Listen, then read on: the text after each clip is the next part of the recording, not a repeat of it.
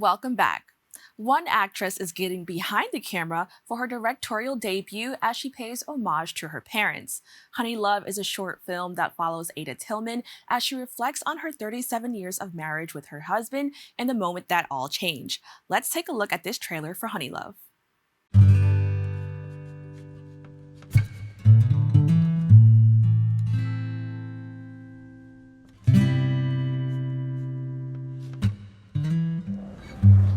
You were dreaming about Daddy? Yeah.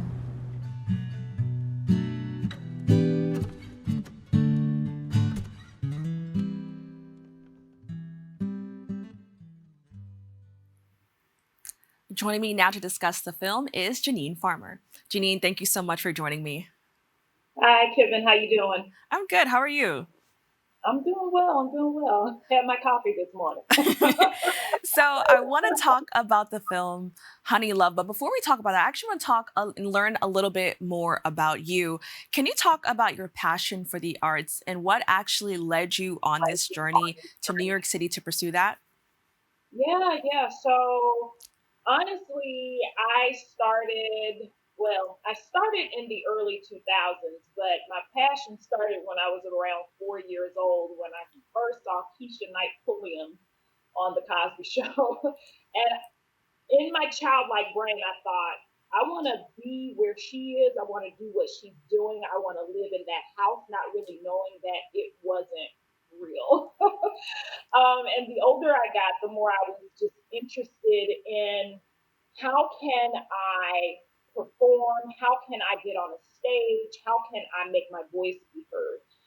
It took some time, but finally, around 2006, I decided that I was going to pursue acting, and I've just been on the journey ever since. Now, according to your bio, you previously served in the military, and I definitely want to say thank you for your service. But, what was that transition like, from being in the military to doing something that was within the arts? Yeah. So I actually went to undergrad first. I went to Middle Tennessee State University. I was studying radio, television, broadcasting. And I decided to join the military during my sophomore year, the second semester of my sophomore year. I joined the Army Reserves before 9/11.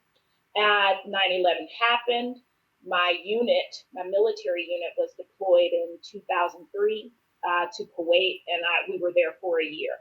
And so, one of the things about leaving home, leaving what you know, and then going to a new place, um, I think what I was going through while I was in Kuwait was this thought that things would be on hold back home. Like when I came back, I would be able to start all over again, or I would be able to start at the point that I had left.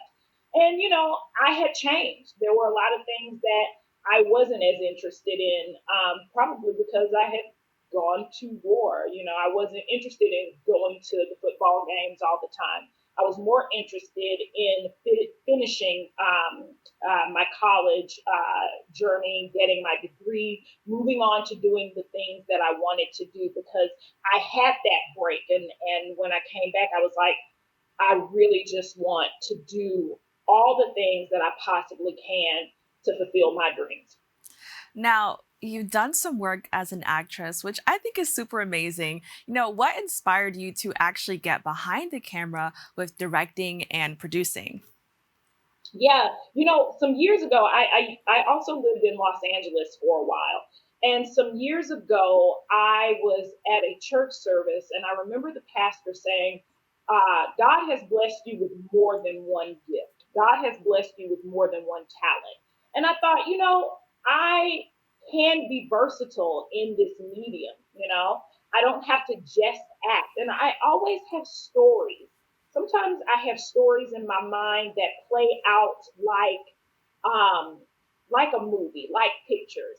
And so I thought, if I'm going to tell stories, I want to be able to tell them from different perspectives. So let me see if I can figure out this writing thing and figure out how I can direct. And so I kind of just pushed myself, especially during the pandemic, to be like, okay, I have these thoughts, I have these ideas. Let me go ahead and make those things come to fruition.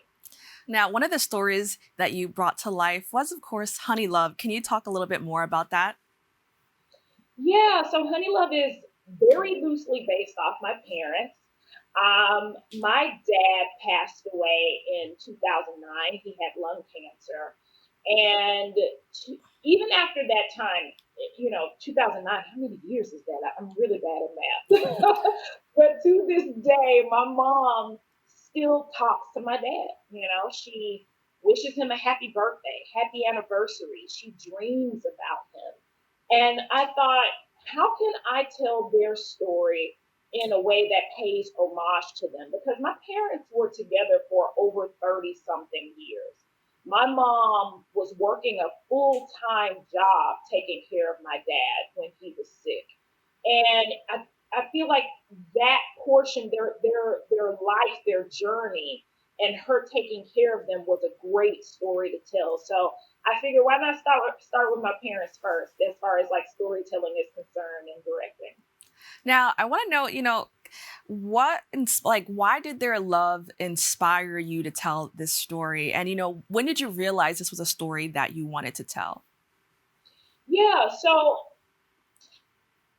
yesterday I was in this meeting, and there was a quote that was said that said, it's by Dr. Brene Brown, and it says, "Talk to talk to yourself the way that you talk to someone you love."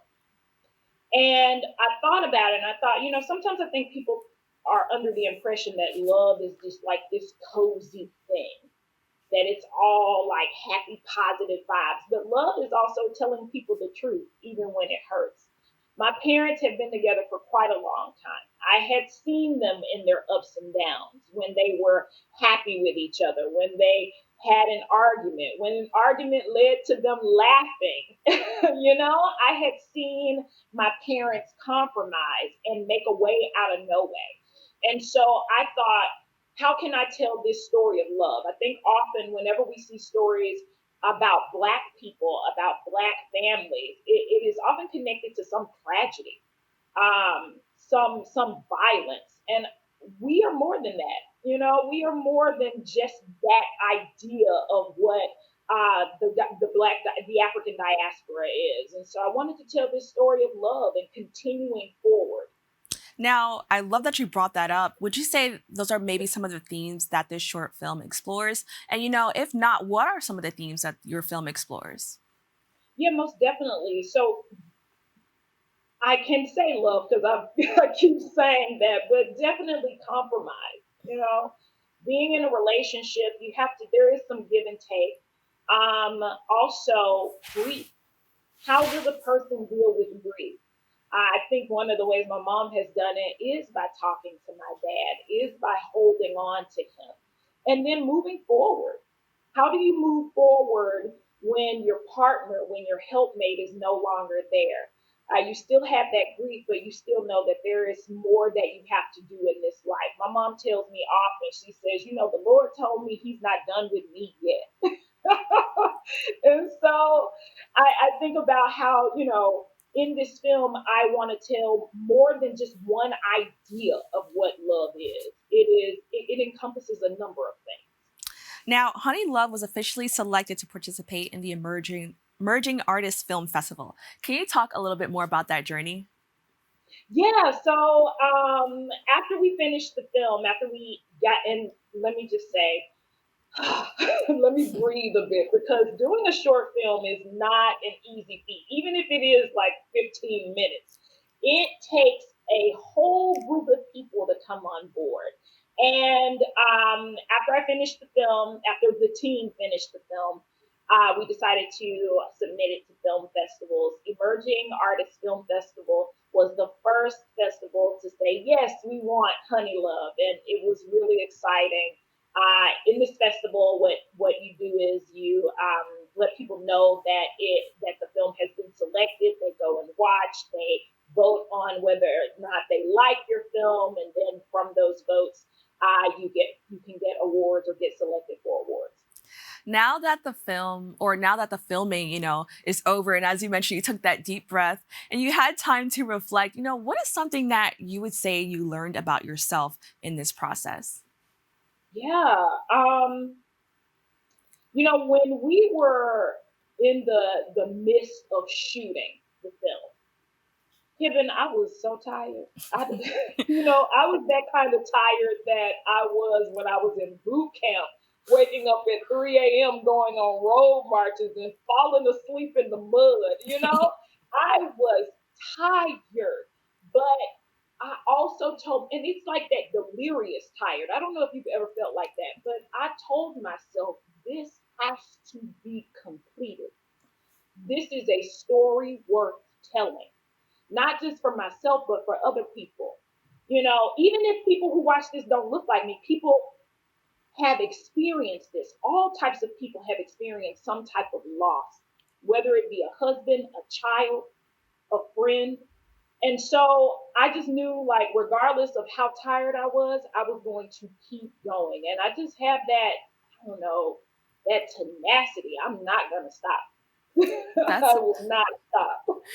Now that's so amazing. Can you quickly just let everybody know what they can do to further support this film? We obviously, wanted to do well and expand. So what can people do to support?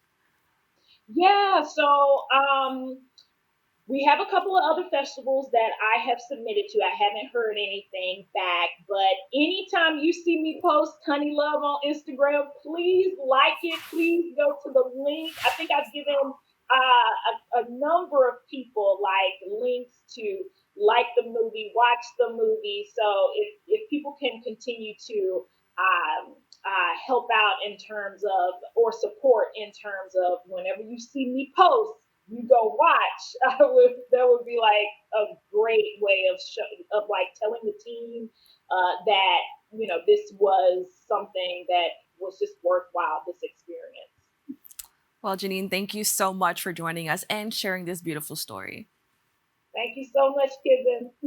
To keep in touch with Jennean Farmer and all of her work, please go to her website at www.jenneanfarmer.com or follow her on Instagram at Jennean Farmer. We've come to the end of our show today. I'd like to thank all of our guests for joining us and for you, the viewers, for tuning in. If you missed any part of today's show, you can catch the recable cast at 5 and 10 p.m. on Optimum Channel 67 and Verizon Fios Channel 33, or watch anytime on the web at bronxnet.org. I'm wishing you and yours safety and wellness now and always. See you next time.